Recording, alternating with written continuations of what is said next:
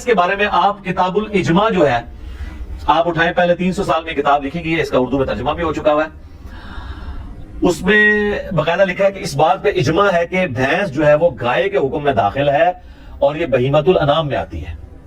تو ہمیں جو لغت کے لوگ ہیں یہ بتاتے ہیں کہ گائے اور بھینس ایک کیٹیگری میں فال کرتے ہیں، اگرچہ اسپیشیز ڈیفرنٹ ہیں، لیکن اگر آپ اسے دقت نظر سے دیکھیں تو یہ ایک ہی جانور کی دو سپیشیز ہیں۔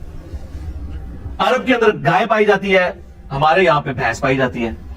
اچھا بھینسیں صرف ہمارے علاقے، آپ مصر میں چلے جائیں وہاں پہ بھی بھینسیں بہت ہیں۔ تو بھینس جو ہے وہ گائے کے حکم میں داخل ہے، اور بھینس کی قربانی کا مسئلہ تو پھر حل ہو گیا۔ ویسے تو اس میں حنفی تو قائل ہے بھینسیں کی قربانی کے، اہل حدیث میں دو گروہ ہیں، کچھ کہتے ہیں کر لیں، کچھ کہتے ہیں نہ کریں، اس لیے کہ یہ ان چار بہیمۃ الانام میں نہیں آتے جس کا ذکر سورۃ الانعام میں آیا ہے، بکری، بھیڑ اور گائے اور اونٹ۔ کیونکہ گائے کا ذکر آیا تو گائے کی سپیشیز میں یہ چیز داخل ہے، بھینس۔ جاموس اسے کہا جاتا ہے عربی میں، البقرہ اس کے لیے یہ جاموس ہے، تو جاموس اسی کیٹیگری میں فال کرتی ہے۔ لہذا میرا بھی یہ خیال ہے کہ بھینس کی قربانی بغیر کسی کراہت کے، یا بھینسے کی قربانی کہنا چاہیے، وہ گائے اور بیل کی قربانی کی کیٹیگری میں فال کرے گی، اور اس میں کوئی حرج نہیں ہے۔ باقی جس کو کوئی زیادہ تقوی کا ہے وہ بچنا چاہتا ہے ضرور بچے، کسی اور کے اوپر فتویٰ نہ لگائے۔ میں جن دنوں میں یہ کہتا بھی تھا کہ بہتر ہے کہ اس کی نہ دیں، میں اس وقت بھی یہی کہتا تھا۔ 2012 میں میری ایک ویڈیو ریکارڈ ہوئی تھی قربانی کے اوپر، مسئلہ 52، اس میں نے کہا تھا کہ ہم فتویٰ کسی پہ نہیں لگاتے، اگر کوئی دینا چاہتا ہے بھینس کی قربانی ضرور کرے۔ باقی پریفریبل ہے، بعض لوگ اس میں آرگومنٹ کرتے ہیں، میں نے بھی کیا تھا کہ ہرن کو ہم بکری کی کیٹیگری میں لا کے، پھر ہرن بھی بہیمۃ الانعام میں آتا ہے، کیونکہ اس کے بھی وہ پتہ نہ پاؤں کے کھر کٹے ہوئے ہوتے ہیں۔ یہ بہیمۃ الانعام کی نشانی ہے کہ وہ دو کھر یوں کٹا ہوا ہوتا ہے، کٹ والا پاؤں ہوتا ہے ان کے۔ تو بعض گھوڑے کا پوچھ ہوتا ہے، گھوڑا اس میں نہیں آتا کیونکہ اس کے پاؤں کٹا ہوا نہیں، ویسے گھوڑا حلال ہے، اس میں زیادہ سے حدیثیں موجود ہیں۔ تو کہتے ہیں پھر کل کو ہرن کی بھی وہ قربانی کرے گا۔ بھائی ہرن بہیمۃ الانعام میں آتا ضرور ہے، لیکن اس کیٹیگری میں جو قرآن میں 4 آئے ہیں اس میں نہیں آتا۔ قرآن کی کیٹیگری میں، گائے کی کیٹیگری میں بھینس خود بخود فال کرتی ہے، لہذا بھینس یا بھینسے کی قربانی گویا گائے کی قربانی میں شامل ہے۔ اور یہ ہر علاقے کی اپنی غذا ہے۔ ہم لوگ تو یہ سرخ گوشت سے ڈرتے ہیں نا تھوڑا سا کھاتے ہوئے، بھینس کے گوشت کو، لیکن آپ اگر کے پی میں چلے جائیں نا تو ہمارے جو پٹھان بھائی ہیں نا وہ بھینس کا گوشت جو ہے زیادہ شوق سے کھاتے ہیں ایز کمپیئر ٹو گائے کے گوشت کے۔ تو لہذا بھینس کی قربانی آپ کو پوچھے، اس کو کہنا بھینس چھوڑو، بھینسا کہا کرو، کیونکہ بھینس تو دودھ دیتی ہے، وہ کس نے قربان کرنی ہے؟ کوئی بیمار ہو جائے، کوئی بالکل لاغر ہو جائے، اس طرح کی بھینس اگر قربانی کے لیے آتی ہے تو اس کی قربانی بھی نہیں لگے گی، یہ ذہن میں رکھیے گا۔ ہاں تو بھینسے کی قربانی لگنی چاہیے جو صحیح تازہ ہو، بہترین قسم کا، تو وہ اس کا گوشت بھی اچھا ہے۔ اور ٹھیک ہے، سنت ابراہیمی میں آئے گا، بنا ہوا بچڑا جو ہے وہ حضرت ابراہیم علیہ السلام بھی لے آئے تھے، قرآن میں آتا ہے، ان کو بعد میں پتا چلا کہ یہ تو فرشتے ہیں، کھاتے نہیں ہیں، پہلے تو ان کو پتہ ہی نہیں چلا۔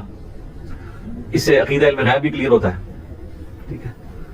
تو وہ ڈر گئے اپنے دل میں کہ یہ کیوں نہیں کھا رہے، میرا نمک کہیں مجھے نقصان پہنچانے تو نہیں آئے۔ تو پھر فرشتوں نے کہا ہم انسانی شکل میں آئے، ہم ہے فرشتے ہیں، قوم لوط کے عذاب لے کے آئے۔ تو بھینس بالکل حلال ہے جی، اور حلال بھی ہے، اس کی قربانی بھی گائے کی کیٹیگری میں فال کرتی ہے، تو بے فکر ہو کے کرے، کوئی مسئلہ نہیں ہے۔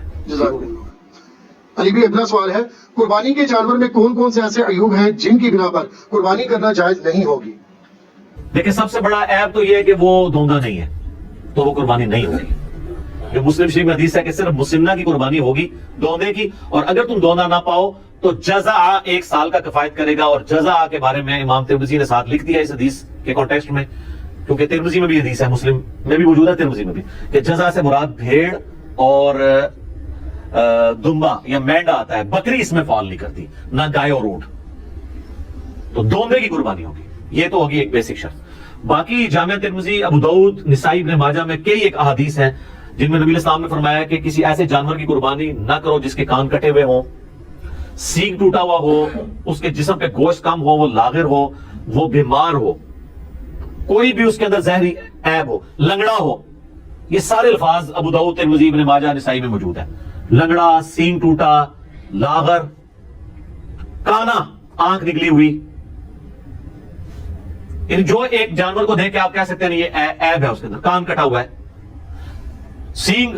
بعض اوقات جینون کوئی ایسے بیل ہوتے ہیں جو جن کو مونے بکریاں یا مونے بیل کہتے ہیں، جن کے وہ سینگ نہیں ہوتے ہیں، لیکن بعض اوقات ایسا بھی ہوتا ہے کہ ایک کا سینگ ٹوٹ گیا تو دوسرے کو وہ ریتی پھیر کے مونا کر لیتے ہیں۔ وہ ہم نے کسی ایکسپرٹ کو دکھانا ہے کہ یہ سینگ جو ہے یہ جینون مونا ہے یا یہ مونا کسی اسلامی بھائی نے بنا دیا اسے، ٹھیک ہے، کیونکہ ایک سینگ ٹوٹا تھا تو دوسرا بھی توڑ دیا۔ اور اس کے بھی چانسز ہوتے ہیں کہ سینگ ٹوٹا ہوا اور وہ کسی طریقے سے اس کے اوپر کوئی ایڈہیسو لگا کے وقتی طور پہ اس کو جوڑ دیا جائے. تو یہ جب آپ اس سینگوں والی بھی کوئی بھی جانور آپ لیں نا تو اس کو ذرا زور سے پکڑ کے کھینچ لیا کریں, کیونکہ یہ بے شک ایلفی سے بھی جوڑا ہو نا وہ جھٹکا نہیں برداشت کرتی. الا یہ ہے کہ کوئی انجینئر ہو تو وہ اس میں کوئی پیچ فٹ کر دے تو ظاہر ہے وہ تو آپ جتنا 2 بندے بھی کھینچیں گے سینگ نہیں ٹوٹنے لگا. یہ پاسبل ہے. یہ جس طرح آپ کو دانت ٹوٹ جائے نا تو ڈرل کر کے نا اس کا وہ فیمیل پورشن نیچے رکھتے ہیں, میل پورشن اوپر سے اس کو چوڑی کے ساتھ کس دیتے ہیں. اگر اس طرح کا کوئی ڈرل کر کے وہ نیچے اس کے کوئی پھنسا دی جائے اس طریقے سے اس کا فیمیل پورشن اور اوپر سے سینگ میں وہ کر کے تو پھر تو ظاہر آپ کھینچیں گے بھی تو نہیں جائے گا. تو بہرحال اس میں تسلی کریں. اس لیول میں تو خیر بہت کوئی سمجھدار ہوا تو وہ جائے گا, ادروائز زیادہ تر تو وہ جس طریقے سے جوڑتے ہیں تو مونا بکرا ہو یا سینگ والا ہو دونوں کو چیک ضرور کر لیا کریں کہ یہ ایپ جو ہے نا اس کے اندر موجود نہ ہو. تو اس طرح کے عیوب جب ہوں گے, کان کٹا ہوا ہوگا, کانا ہوگا, یا اس کی ٹانگ ٹوٹی ہوئی ہوگی, یا لاغر ہوگا, بیمار ہوگا, پھر اس کی قربانی نہیں لگے گی, کیونکہ لن تنالوا البر حتى تنفقوا مما تحبون. تم نیکی کے کبھی بھی اعلیٰ درجے کو نہیں پا سکتے جب تک کہ اپنی پسندیدہ چیزیں اللہ کی راہ میں قربان نہ کر دو. پارہ نمبر 4 کا آغاز اسی سے ہو رہا ہے, سورۃ النساء کی آیت ہے. تو یہ جناب وہ عیوب ہے. اور عیب کے حوالے سے ایک چیز یہ بھی یاد رکھیے گا, اگر عیب جانور میں بعد میں پیدا ہوا ہے نا تو پھر اس کو عیب نہیں کہا جائے گا. مصنف عبدالرزاق کے اندر حدیث ہے کہ عبداللہ ابن زبیر نے ایک کانی اونٹنی دیکھی تو انہوں نے کہا اگر تو یہ کانی جو ہے نا وہ خریدنے کے بعد ہوئی ہے نا پھر تو قربانی کر لو, اور اگر یہ خریدنے سے پہلے کی تھی تو اس کی قربانی کوئی نہیں. اس طرح کوئی زخمی ہے, کوئی جانور چھلانگ مار کے ٹانگ توڑ لی ہے اس نے اپنی اور بعد میں زخمی ہوا ہے خریدنے کے بعد تو اس کی قربانی لگ جائے گی, پہلے سے تھا پھر نہیں لگی. ٹھیک ہو گئی. جزاک اللہ. علی بھی اگلا سوال ہے, اگر قربانی کا جانور زخمی ہو جائے, بیمار ہو جائے یا پھر مر جائے تو کیا نیا جانور خریدنا ضروری ہوگا؟ نیا جانور کوئی خریدنا ضروری نہیں ہے. لا یکلف اللہ نفسا الا وسعها. آپ نے ظاہر جمع پوجی کے ساتھ یہ سب کچھ کیا, وہ ایک قدرتی آفت اللہ کی طرف سے آ گئی ہے تو اب اللہ تعالیٰ آپ کو مجبور نہیں کرتا کہ جی آپ نے ضرور نیا جانور خریدنا ہے. ظاہر ہے کہ آپ نے تو اپنی کمٹمنٹ شو کر دی تھی, اور بعض اوقات جانور لینے کے بعد بیمار ہو جاتا ہے تو اب لینے کے بعد بیمار ہوا ہے اور آپ کسی ایکسپرٹ کو دکھائیں اور وہ کہے کہ یہ قربانی تک نہیں چلے گا تو آپ قربانی سے پہلے اسے ذبح کر لیں تاکہ کم از کم اس کا گوشت تو کھا سکے. یہ نہ ہو کہ وہ راموت مر جائے, وہ آپ کھانے کے قابل بھی نہ رہے. تو قربانی آپ کی اللہ کے حضور لکھی گئی سر. وہ تو سورۃ الحج میں ہے کہ اللہ تعالیٰ کو نہ تو گوشت پہنچتا ہے نہ خون, وہ تو تمہارے دلوں کے تقوی کو دیکھتا ہے.